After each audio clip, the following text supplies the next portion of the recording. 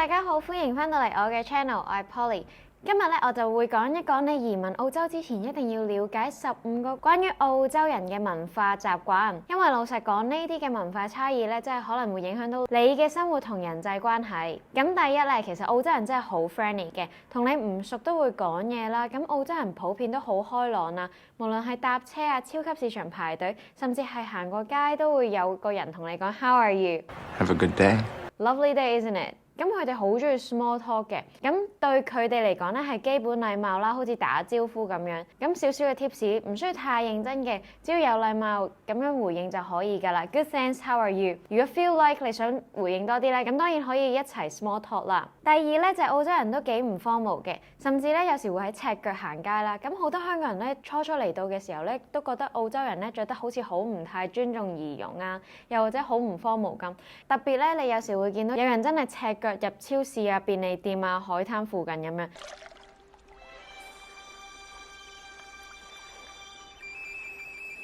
咁呢啲情況咧，其實好普遍嘅啫，因為佢哋重視嘅係舒服，唔係話打扮得好靚好 formal。咁當然啦，少少嘅 tips，當然去一啲正式嘅場合啦，仍然都要着得整齊嘅，但係生活上就可以放鬆一啲啦。第三咧，佢哋好有禮貌嘅，唔會吵吵鬧鬧。咁澳洲人咧處事都好冷靜嘅，無論喺餐廳啊、政府部門啊或者交通現場，咁佢哋都唔會大聲鬧人啊、發脾氣啊、嘈交啊、打交，因為佢哋會覺得呢啲行為咧係比較冇教養嘅。咁當然啦，總有 exception 嘅。咁記住啦，要語氣溫和但係堅定啦，反而更加有效處理問題嘅。咁第四啦，成日都要 book，要 organize 啦，要提早約定嘅。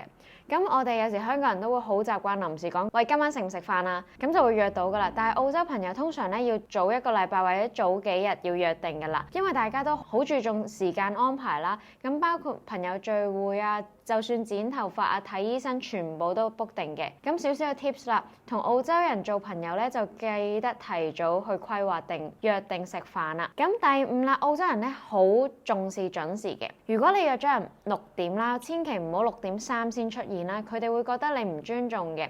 咁特別係返工、職場上、面試、醫療、上堂等等嘅場合，一定要記得準時，咁先代表尊重。One eternity later，遲到5分鐘或者遲咗少少，記得 WhatsApp 或者打個電話同佢哋講，咁唔好當冇事，然後等自己遲到。咁第六啦。佢哋好注重自己嘅個人空間嘅，例如搭 lift 啦，唔會逼埋一齊啦。朋友見面咧都唔會一嚟就攬攬錫錫噶啦。咁當然熟咗之後咧，女仔之間就會 give a hug 啦，男仔通常都會握手嘅。比其他歐洲嘅國家咧就更加保持距離啦，即係唔會一嚟就攬攬錫錫。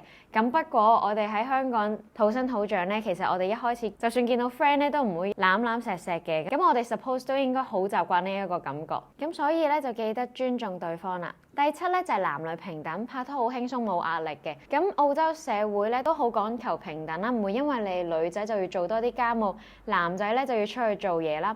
咁男仔都可以煮飯洗衫嘅。拍拖好自由啦，唔會係逼婚啦，唔會話女仔要揾一個有錢人嫁呢啲傳統嘅觀念。咁所以咧，想安穩家庭固然冇問題啦，但係唔代表人人都要定落嚟嘅。咁第八啦 ，RSVP 一定要覆。RSVP 係一個 French word 啦。咁如果咧你喺香港收到 WhatsApp 邀請食唔食飯啊，唔覆咧，通常都預咗你唔嚟㗎啦。咁但係澳洲咧，無論係 BBQ 啊、婚禮啊或者 gathering 啊，一定要覆嚟同唔嚟，唔覆咧係冇禮貌嘅。咁就算你唔嚟都可以覆句我嚟唔到啦。You're not invited. 咁呢個咧佢哋都幾重視嘅。咁記住啦，如果你唔覆人咧，佢哋就以為你唔尊重佢啦。咁所以記得無論去定唔去咧，都記得覆人哋啦。第九 BYO 文化 Bring Your Own 文化。咁咧帶酒帶餸去人哋屋企 BBQ 或者 party 咧，咁係好 common 嘅。佢哋咧都好中意 BYO 啦，即係 Bring Your Own Drink 或者 Food。有時佢哋會話 Bring a plate， 咁唔係叫你攞隻碟去食人哋啲嘢食啦，而係你都要準備一道菜一齊分享，唔好咩都唔帶就去。咁記住啦，同香港有啲唔同嘅，譬如某一個 friend 屋企打邊爐啊，或者 BBQ 啊，咁通常都係嗰個主人家準備嘢食啊，買齊晒啲嘢，咁最多就係我哋就買嘢飲上去嘅啫。咁但係呢度唔同嘅，如果你去人哋屋企 birthday party 啊，有咩 celebration 啊，咁都記住自己帶翻自己啲 finger food 啦。你可以準備沙律啊，一啲 share plate 咁樣就 OK 噶啦。咁當然啦，你都可以帶自己拿手小菜啦，譬如你煮炒飯啊或者炒麵係特別叻嘅，咁你可以帶去同大家 share 下都得嘅。第10啦 ，housewarming party 其實都好 common 嘅。咁搬咗屋之後咧，通常都會邀請朋友嚟參觀啦，咁呢啲就叫 housewarming party。咁而家香港都越嚟越 common 㗎啦，咁喺澳洲文化咧都係一部分嚟嘅，唔使好隆重，可能一齊食個 pizza， 開支紅酒飲就咁簡單㗎啦。咁咧如果你中意咧，就可以帶份小禮物啦，咁更加會加分啦。唔需要買啲貴禮物啊，買電器啊等等嘅，可能買啲香薰啊、紅酒、蠟燭少少嘅禮物就 OK 㗎啦。第11啦，食飯時間早，大部分澳洲人咧6點鐘就食飯㗎啦，咁8點鐘就食完，好多餐廳咧9點鐘就開。咁當然啦，好多城市啊 Sydney 啊 Melbourne 呢啲咧，咁佢哋餐廳都開夜少少嘅。雖然香港人食飯咧差唔多8、9點先開始食嘅，咁記住啦，澳洲人通常係早睡早起嘅生活 style 啦，咁所以咧佢哋食飯時間都比較早啦。咁如果你約咗澳洲朋友食飯咧，就記得早啲出現啦。第12啦，澳洲冇乜本地菜嘅，食物超多元化。咁其實澳洲人咧，除咗中意食西餐之外咧，亦都好中意食亞洲菜啊、地中海菜啊、墨西哥菜等等嘅。咁你亦都周圍都會見到越南粉啊、泰國菜啊、韓國炸雞、意大利意粉，甚至袋鼠肉呢啲比較地道特色嘅嘢食。所以咧，譬如你問澳洲人佢哋有啲咩本地嘢食咧，佢哋都可能答你唔到有啲咩澳洲地道菜嘅。咁所以咧，呢度食嘢咧都幾 multicultural 嘅。第13啦，飲酒同飲咖啡嘅文化咧，都係佢哋澳洲人好中意嘅。咁 BBQ 啦，要飲啤酒啦，星期五 after work happy hour 啦，澳洲人真係好中意飲酒嘅。咁另一方面咧，佢哋對咖啡嘅品味要求亦都好高。Flat white 就係澳洲 origin 嘅，唔好話飲杯 Americano， 佢哋會覺得咧好似水咁樣。咁好多澳洲人咧都會每日飲一杯咖啡先可以開始到工作嘅。咁而且咧，譬如喺墨爾本啦，佢哋啲 coffee shop 真係好出名，好好味嘅。